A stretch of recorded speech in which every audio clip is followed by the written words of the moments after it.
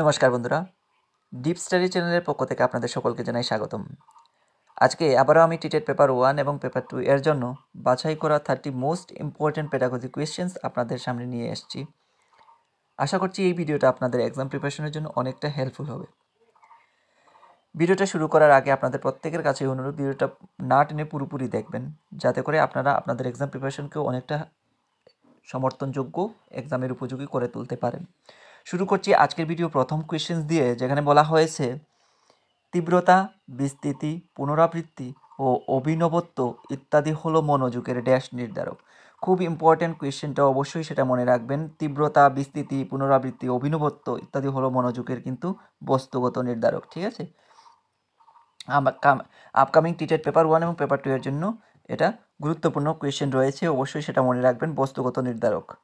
তারপর 2 নম্বর কোয়েশ্চেন, যেখানে বলা হয়েছে বিদ্যালয়ের করিডোর, ক্যান্টিন, খেলার মাঠ, বিদ্যালয় প্রাঙ্গণ ইত্যাদিতে যে শিক্ষণ ঘটে থাকে তাকে বলা হয়। ঠিক আছে, বিদ্যালয়ের করিডোর, ক্যান্টিন, খেলার মাঠ কিংবা বিদ্যালয়ের প্রাঙ্গণ ইত্যাদিতে যে শিক্ষণ ঘটে থাকে তাকে বলা হয় কিন্তু প্রথা বহির্ভূত শিক্ষণ। মোস্ট ইম্পর্টেন্ট আপকামিং টিটেট পেপার 1 এবং পেপার 2 এর জন্য অবশ্যই সেটা মনে রাখবেন, প্রথা বহির্ভূত শিক্ষণ কিন্তু বলা হয়ে থাকে। কারণ বিদ্যালয়ের করিডোর, ক্যান্টিন, খেলার মাঠ, বিদ্যালয় প্রাঙ্গণ ইত্যাদির যে শিক্ষণ সেটাকে প্রথা বহির্ভূত, আর অর্থাৎ বিদ্যালয়ের ভিতর, অর্থাৎ আমরা যদি বলি ক্লাসরুমের ভিতর, সেটাকে কিন্তু প্রথা কেন্দ্রিক শিক্ষণ বলবো, আর এটা প্রথা বহির্ভূত শিক্ষণ হবে। ঠিক আছে, এবার আমরা মুভ করছি 3 নম্বর কোয়েশ্চেন, যেখানে বলা হয়েছে শিক্ষণ প্রক্রিয়া সম্পন্ন হবার কয়টি ধাপ রয়েছে। তো মনে রাখবেন, শিক্ষণ প্রক্রিয়া কিন্তু সম্পন্ন হবার জন্য 4টি ধাপ আমাদের পেরোতে হয়। কয়টি ধাপ? 4টি ধাপ। ঠিক আছে, এটাও ইম্পর্টেন্ট, অবশ্যই সেটা মনে রাখবেন। তারপর মোস্ট ইম্পর্টেন্ট একটা কোয়েশ্চেন আপনাদের সঙ্গে শেয়ার করতে যাচ্ছি, অবশ্যই সেটা মনে রাখবেন। শিক্ষণ প্রক্রিয়া সম্পন্ন হওয়ার চতুর্থ ধাপটির নাম কি? শিক্ষণ প্রক্রিয়া সম্পূর্ণ হওয়ার, অর্থাৎ সব শেষে আমরা যে ধাপটা কমপ্লিট করি সেটা হলো মূল্যায়ন। অর্থাৎ মূল্যায়নের মাধ্যমে আমরা বুঝতে পারি একটা শিশু কিংবা একটা ছাত্রের মধ্যে কতটুকু তার শিক্ষণ বা তার উন্নতি হয়েছে সেটা আমরা জানতে পারি। সেই ধাপটার নাম হলো মূল্যায়ন। মূল্যায়নের মাধ্যমে কিন্তু তার কতটুকু জ্ঞান অর্জন হয়েছে বা শিক্ষাগত দক্ষতা অর্জন করতে সক্ষম হয়েছে সেটা কিন্তু মূল্যায়নের মাধ্যমে আমরা যাচাই করতে পারি। তারপর 5 নম্বর কোয়েশ্চেনের দিকে আমরা মুভ করছি, যেখানে বলা হয়েছে কোন পদ্ধতিকে অনুসরণ করে মনোবিদ টারম্যান ও বার্ট বুদ্ধির পরিমাপ সম্পর্কে একটি নির্ভরযোগ্য অভিক্ষা প্রস্তুত করেন।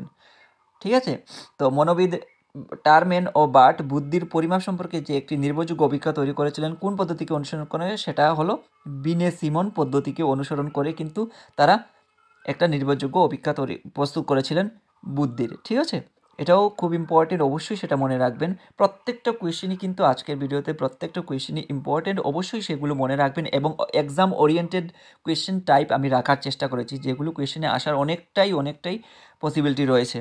তো আপনাদের কাছে আমি বারবার একটাই রিকোয়েস্ট করছি, কোয়েশ্চেনগুলো আপনারা ভালো করে মেমোরিতে ধরে রাখবেন। তারপর 6 নম্বর কোয়েশ্চেন, যেখানে বলা হয়েছে এজ স্কেল প্রবর্তন করে কে প্রথম মানসিক বয়সের ধারণা দেন? এজ স্কেল কে প্রবর্তন করে যিনি মানসিক বয়সের ধারণা দিয়েছিলেন, ওনার নাম হলো বিনে সিমন। ঠিক আছে, বিনে সিমন প্রথম কিন্তু এজ স্কেল প্রবর্তন করে মানসিক বয়সের ধারণা দিয়েছিলেন। তারপর আমরা মুভ করছি 7 নম্বর কোয়েশ্চেনের দিকে, যেখানে বলা হয়েছে কনস্ট্রাকটিভিজম শিক্ষা দর্শনের মূল ভিত্তি কি? খুব ইম্পর্টেন্ট কোয়েশ্চেন। কনস্ট্রাকটিভিজম শিক্ষা দর্শনের মূল ভিত্তি হলো শিশু নিজে থেকে অভিজ্ঞতায় নিজে শেখে, একটু কারেকশন করে নেবেন, এটা শেখে হবে, নিজে শিখে অভিজ্ঞতার মাধ্যমে। অর্থাৎ কনস্ট্রাকটিভিজম শিক্ষা দর্শনের মূল ভিত্তি, যেটা বেস করে, যেটা গড়ে ওঠে, সেটা হলো শিশু নিজে শিখে অভিজ্ঞতার মাধ্যমে। তারপর 8 নম্বর কোয়েশ্চেন, যেখানে বলা আছে শিক্ষার্থীদের শেখার অগ্রগতি নির্ধারণের জন্য কোনটি সবচেয়ে কার্যকর? শিক্ষার্থীদের শেখার অগ্রগতি নির্ধারণের জন্য কোনটি সবচেয়ে বেশি কার্যকর? সেটা হলো ধারাবাহিক মূল্যায়ন। ধারাবাহিক মূল্যায়নের মাধ্যমে এটা শিক্ষার্থীর শেখার অগ্রগতিটা আমরা জানতে পারি বা বুঝতে পারি, এবং সেই ক্ষেত্রে এটাই সবচেয়ে বেশি কার্যকর। তারপর 9 নম্বর কোয়েশ্চেন, যেখানে বলা হয়েছে মূল্যায়নের প্রধান উদ্দেশ্য কী?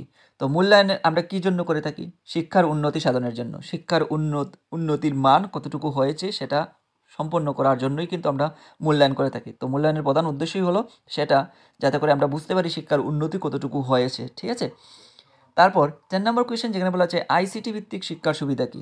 তো আইসিটি ভিত্তিক প্রত্যেকটা স্কুলে যখন আপনারা যাবেন, সেই সুযোগটা যখন আপনারা লাভ করতে সক্ষম হবেন তখন দেখবেন স্কুলের মধ্যে আইসিটি সেক্টর রয়েছে। আইসিটি ভিত্তিক শিক্ষার সুবিধা কী, কেন এখানে আইসিটি ভিত্তিক সেক্টর রাখা হয়, যাতে করে পাঠ্য বই নির্ভরতা কমানো যায়, বাস্তবিক শিক্ষা যাতে তারা অর্জন করতে সক্ষম হয় সেই বিষয়েই কিন্তু এখানে আইসিটি ভিত্তিক শিক্ষার সুবিধা প্রদান করা হয়ে থাকে প্রত্যেকটা স্কুলে। এবার আমরা মুভ করছি মোস্ট ইম্পর্ট্যান্ট কোয়েশ্চেন এবং 2022 টেটের কথা মাথায় রেখেই যে কোয়েশ্চেনগুলো এসেছিল, যে ডিফিকাল্ট লেভেলের কোয়েশ্চেনগুলো এসেছিল সেটাই মাথায় রেখেই কিন্তু এই কোয়েশ্চেনটা এখানে তুলে ধরা। থর্নডাইকের পুরো নাম কি? থর্নডাইকের পুরো নাম হলো এডওয়ার্ড থর্নডাইক, ঠিক আছে, এডওয়ার্ড থর্নডাইক। তারপর আমরা মুভ করছি 12 নম্বর কোয়েশ্চেন, যেখানে বলা আছে ল অফ রেডিনেস কে প্রবর্তন করেন। তো ল অফ রেডিনেস কে প্রবর্তন করেছিলেন? ল অফ রেডিনেস যিনি প্রবর্তন করেছিলেন ওনার নাম হলো থর্নডাইক। থর্নডাইক কিন্তু ল অফ রেডিনেস প্রবর্তন করেছিলেন। এবার আমরা মুভ করছি 13 নম্বর কোয়েশ্চেন, যেখানে বলা হয়েছে মেটাকগনিশন বলতে বোঝায়, ঠিক আছে। মেটাকগনিশন বলতে আমরা কাকে বুঝবো? মেটাকগনিশন আমরা সাধারণত সেটাকেই বুঝি যেখানে নিজের চিন্তা ভাবনা সম্পর্কে চিন্তা করা যায়। নিজের চিন্তা ভাবনা সম্পর্কে চিন্তা করার নামই হলো মেটাকগনিশন। আমি আবারও বলছি, মেটাকগনিশন বলতে সেটাকেই বোঝায় নিজের চিন্তা ভাবনা সম্পর্কে চিন্তা করার ক্ষমতা বা দক্ষতাকেই আমরা মেটাকগনিশন বলতে বুঝি, ঠিক আছে।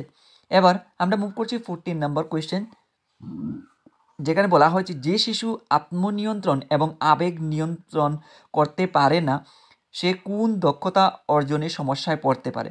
অর্থাৎ যে শিশু তাকে নিজেকে নিয়ন্ত্রণ কিংবা কন্ট্রোল করতে পারে না কিংবা তার আবেগকে নিয়ন্ত্রণ করতে পারে না সে কোন দক্ষতা অর্জনের সমস্যায় পড়তে পারে। ভবিষ্যতে সে কোন দক্ষতা অর্জনের সমস্যায় পড়তে পারে? সেটা তার সামাজিক দক্ষতা। সামাজিক দক্ষতা অর্জন করতে কিন্তু ভবিষ্যতে সমস্যার সম্মুখীন হতে পারে, ঠিক আছে। 15 নম্বর কোয়েশ্চেন এবং একটা ইউনিক কোয়েশ্চেন, অবশ্যই সেটা মনে রাখবেন। রেভেনের প্রগতিশীল ম্যাট্রিক্স হলো ড্যাশ পরীক্ষার উদাহরণ। রেভেনের প্রগতিশীল ম্যাট্রিক্স এমন একটা পরীক্ষার উদাহরণ, সেটা হলো সাংস্কৃতিক মুক্ত আইকিউ। সাংস্কৃতিক মুক্ত আইকিউর একটা উদাহরণ, ঠিক আছে। এবার আমরা মুভ করছি 16 নম্বর কোয়েশ্চেন, যেখানে বলা হয়েছে বিদ্যালয়ে উৎকৃষ্ট অনুপ্রেরককে।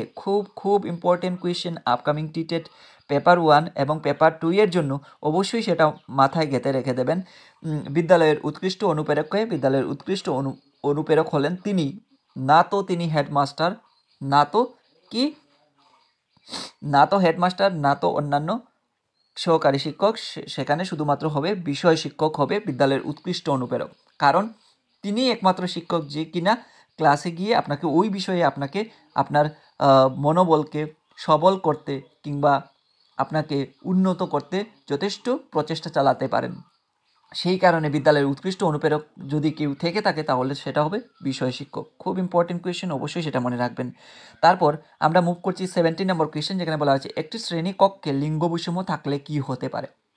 তো লিঙ্গ বৈষম্য জানি আমরা, লিঙ্গ বৈষম্য জিনিসটা কি। একটি শ্রেণীকক্ষে যখন লিঙ্গ বৈষম্য থাকে তাহলে কি হতে পারে? সেখানে ছাত্রদের প্রচেষ্টা বা কর্মক্ষমতা হ্রাস পেতে পারে, ঠিক আছে। লিঙ্গ বৈষম্য যদি থাকে তাহলে সেখানে কি হয়? ছাত্রদের প্রচেষ্টা বা যে কর্মক্ষমতা রয়েছে সেখানে কিন্তু সেটা লুজ পেতে থাকবে। তারা ল কনফিডেন্স থাকবে তাদের মধ্যে, ছাত্রছাত্রীদের মধ্যে, যার ফলস্বরূপ তাদের মধ্যে যে প্রচেষ্টা বা তাদের মধ্যে যে কর্মদক্ষতা রয়েছে সেটা কিন্তু তারা শো আপ করতে পারবে না, তারা দেখাতে পারবে না, তারা ক্লাসের মধ্যে তুলে ধরতে সক্ষম হবে না। সেই কারণে ক্লাসের মধ্যে লিঙ্গ বৈষম্য থাকা মানেই তাদের প্রচেষ্টা বা কর্মক্ষমতায় বাধা প্রাপ্তি, ঠিক আছে। এবার আমরা মুভ করছি শরীরের ফিওমোটেক্সিস কেন্দ্র কোনটি। শরীরের ফিওমোটেক্সিস কেন্দ্র কোনটি? সেটা হলো মেডুলা, ঠিক আছে। মেডুলা হলো, এটাও একটা ইউনিক কোয়েশ্চেন, খুব পসিবিলিটি রয়েছে এই কোয়েশ্চেনটাও আসার। অবশ্যই মনে রাখবেন শরীরের ফিওমোটেক্সিস কেন্দ্র হলো মেডুলা। এবার আমরা মুভ করছি 19 নম্বর কোয়েশ্চেনের দিকে, যেখানে বলা হয়েছে পুরস্কার ও সক্রিয়তার উপর জোর দেওয়া হয় কোন তত্ত্বে। খুব important question upcoming TET paper 1 এবং পেপার 2 এর জন্য। আমি প্রত্যেকটা কোয়েশ্চেনই কিন্তু বারবার বলছি এক্সাম ওরিয়েন্টেড রাখার চেষ্টা করেছি এই ভিডিওতে, তো অবশ্যই সেগুলো মাথায় রাখবেন। পুরস্কার ও সক্রিয়তার উপর জোর দেওয়া হয় কোন তত্ত্বে? সেটা কিন্তু অপারেন্ট অনুবর্তন তত্ত্বে কিন্তু পুরস্কার ও সক্রিয়তার উপর কিন্তু জোর দেওয়া হয়েছিল। তারপর 20 নম্বর কোয়েশ্চেন, যেখানে বলা হচ্ছে শিক্ষকদের একটি কোড অফ কন্ডাক্ট থাকা উচিত, কারণ। তো শিক্ষকদের একটি কোড অফ কন্ডাক্ট থাকা কেন উচিত? কারণ এটি একটি পেশা, এটি একটি পেশার দরুন শিক্ষকদের মধ্যে কোড অফ কন্ডাক্ট থাকা দরকার। তারপর 21 নম্বর কোয়েশ্চেন, যেখানে বলা হয়েছে ভেস্টিবিউল বিদ্যালয় কি। ভেস্টিবিউল বিদ্যালয় কি? সেটা হলো কন্টিনিউয়েশন স্কুল। কন্টিনিউয়েশন স্কুলকে কিন্তু ভেস্টিবিউল বিদ্যালয় বলা হয়। এটাও একটা ইউনিক কোয়েশ্চেন এবং এখনও পর্যন্ত এই ধরনের কোয়েশ্চেন এক্সামে আসেনি। সেই কারণে আমরা 2022 এর যে টেট পেপার হয়েছিল সেগুলো কতটা ডিফিকাল্ট লেভেল আমরা প্রত্যেকেই ফেস করেছি। তো ঠিক আছে, তো সেই কথা মাথায় রেখে কিন্তু এই ইউনিক কোয়েশ্চেনগুলো তুলে ধরা এবং আসার অনেকটাই পসিবিলিটি রয়েছে। ভেস্টিবিউল বিদ্যালয় হলো কন্টিনিউয়েশন বিদ্যালয়কে বা স্কুলকে আমরা ভেস্টিবিউল বিদ্যালয় বলে থাকি। 22 নম্বর কোয়েশ্চেন, যেখানে বলা আছে শিকন সমস্যা সমাধান পদ্ধতি কিসের উৎপত্তি থেকে হয়েছে? তো শিকন সমস্যা সমাধানের যে পদ্ধতি, এটা কিসের থেকে উৎপত্তি হয়েছে? সেটা প্রয়োগবাদ থেকেই কিন্তু শিকন সমস্যা সমাধান করার পদ্ধতিটা উৎপত্তি লাভ করেছে। তারপর 23 নম্বর কোয়েশ্চেন, যেখানে বলা আছে জন ডিউই এর মতে শিক্ষা কী? তো জন ডিউই শিক্ষা বলতে কাকে বুঝিয়েছেন? সেটা বলেছেন অভিজ্ঞতার পুনর্গঠন, অর্থাৎ অভিজ্ঞতার পুনর্গঠনকেই কিন্তু জন ডিউই শিক্ষা রূপে আখ্যায়িত করেছেন। এবার আমরা মুভ করছি 24 নম্বর কোয়েশ্চেন, যেখানে বলা আছে মনোবিদ হাল তার পরীক্ষাটি কিসের উপর করেছিলেন? যারা জানেন না অবশ্যই সেই কোয়েশ্চেনের আনসারটা জেনে নেবেন। ইঁদুর। মনোবিদ হাল কিন্তু যে প্রাণীর উপর তার পরীক্ষা চালিয়ে গিয়েছিলেন তার নাম হলো ইঁদুর। এবার আমরা মুভ করছি 25 নম্বর কোয়েশ্চেন, যেখানে বলা হয়েছে মন্তেশ্বরী স্কুলে কোন ধরনের পাঠ্যপুস্তক ব্যবহার করা হয় না? তো মন্তেশ্বরী স্কুলে কিন্তু যে ধরনের পাঠ্যপুস্তক ব্যবহার করা হয় না সেটা হলো গতানুগতিক পাঠ্যপুস্তক মোটেই কিন্তু মন্তেশ্বরী বিদ্যালয়ে ব্যবহার করা হয় না।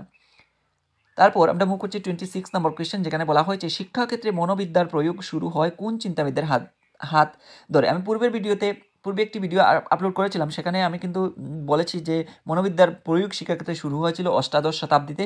আর এই ভিডিওতে আমি তুলে ধরছি যে শিক্ষাক্ষেত্রে মনোবিদ্যার প্রয়োগ শুরু হয়েছিল অষ্টাদশ শতাব্দীতে, কিন্তু এটা কার হাত ধরে হয়েছিল? সেটা কিন্তু রুশোর হাত ধরে হয়েছিল। খুব ইম্পর্টেন্ট, অবশ্যই সেটা মনে রাখবেন। তারপর 27 নম্বর কোয়েশ্চেন, যেখানে বলা হচ্ছে থ্রাস্টনের দলগত উপাদান তত্ত্বে এস উপাদানটি কি? তো থ্রাস্টনের দলগত উপাদান তত্ত্বে এস উপাদানটি হলো, থ্রাস্টন থেকে আপনারা একটু ডিপলি স্টাডি করবেন। থ্রাস্টন কিন্তু মোস্ট ইম্পর্টেন্ট একটা টপিক টেট পেপারের ক্ষেত্রে বা প্রত্যেকটি টেট এক্সামের ক্ষেত্রে থ্রাস্টনের উপাদান তত্ত্বগুলো কিন্তু অত্যন্ত গুরুত্বপূর্ণ তথ্য এবং এখান থেকে কোয়েশ্চেন আসার অনেকটাই পসিবিলিটি থাকে প্রত্যেকবার টেট এক্সামে। তো এখানে এই টপিকটা একটু ভালো করে পড়বেন। আর আমি যতটা সম্ভব এক্সাম ওরিয়েন্টেড কোয়েশ্চেনগুলো এখান থেকে তুলে ধরার চেষ্টা করেছি। থ্রাস্টনের দলগত উপাদান তত্ত্বে এস উপাদানটি কি? সেটা হলো স্থান প্রত্যক্ষণের ক্ষমতাই হলো থ্রাস্টনের দলগত উপাদান তত্ত্বে এস উপাদানের মিনস। তারপর 28 নম্বর কোয়েশ্চেন, যেখানে বলা হয়েছে কত সালে স্পিয়ারম্যান তার মানসিক ক্ষমতা সংক্রান্ত মতবাদের কিছু পরিবর্তন করেন? অর্থাৎ স্পিয়ারম্যান তার মানসিক ক্ষমতা সংক্রান্ত মতবাদের কিছু পরিবর্তন করেছিলেন 1920 সালে। অর্থাৎ 1920 সালে কিন্তু তার মানসিক ক্ষমতা সম্পন্ন সংক্রান্ত মতবাদের কিছু পরিবর্তন সাধন করেছিলেন। তারপর খুব একটা গুরুত্বপূর্ণ কোয়েশ্চেন, যেখানে বলা হয়েছে এক্সপেক্টেন্সি তত্ত্বটি যে বিষয়ের সাথে যুক্ত সেটি হলো। তো এক্সপেক্টেন্সি জানি আমরা, সেটা কিসের সঙ্গে যুক্ত? সেটা হলো প্রেষণা কিন্তু কিসের সঙ্গে যুক্ত? সেটা আশাবাদী আমরা বলতে পারি, আশার স্বরূপ হিসাবে কাজ করে, যেখানে আমাদের কিছু চাহিদা বা কিছু আকাঙ্ক্ষা পরিতৃপ্তি করার প্রচেষ্টা সর্বদা চলতে থাকে। সেটা কিন্তু কিসের মাধ্যমে সম্ভব হয়? সেটা কিন্তু মোটিভেশন অর্থাৎ প্রেরণার মাধ্যমেই আমরা সেটাকে অর্জন করতে সক্ষম হয়ে থাকি। সেই কারণে এক্সপেক্টেন্সি যে শব্দটা সেটা কিন্তু প্রেরণার সঙ্গেই জড়িয়ে রয়েছে। তারপর আমরা 30 নম্বর কোয়েশ্চেনের দিকে নজর দেব, যেখানে বলা হয়েছে খুব ইম্পর্টেন্ট এবং লাস্ট কোয়েশ্চেন এই ভিডিওর, অত্যন্ত গুরুত্ব সহকারে সেটাকে মাথায় রাখবেন। সোমেস্থেসিস কথাটির অর্থ কী? সোমেস্থেসিস কথাটির অর্থ হলো দৈহিক অনুভূতি, অর্থাৎ শরীরের দিক দিয়ে যে অনুভূতিটা আমরা করতে পারি সেটাই হলো সোমেস্থেসিস কথার অর্থ। ঠিক আছে, তো এই ছিল পেডাগজি থেকে বাছাই করা most important or exam oriented 30 most important questions. আশা করছি এই 30 মোস্ট ইম্পর্ট্যান্ট পেডাগজি কোয়েশ্চেন্স আপনাদের এক্সাম প্রিপারেশনকে অনেকটা মজবুত করতে সক্ষম হয়েছে। আর যদি ভিডিওটা ভালো লেগে থাকে অবশ্যই একটা লাইক, কমেন্ট, শেয়ার এবং সাবস্ক্রাইব করে দিয়ে ডিপ স্টাডি চ্যানেলের সঙ্গে জুড়ে থাকার চেষ্টা করবেন। ধন্যবাদ সবাইকে। আপনারা সবাই ভালো থাকুন, সুস্থ থাকুন আর সুস্থভাবে আপনাদের এক্সাম প্রিপারেশনকেও চালিয়ে নিয়ে যান এই কামনাই করছি। আবারও সবাইকে ধন্যবাদ।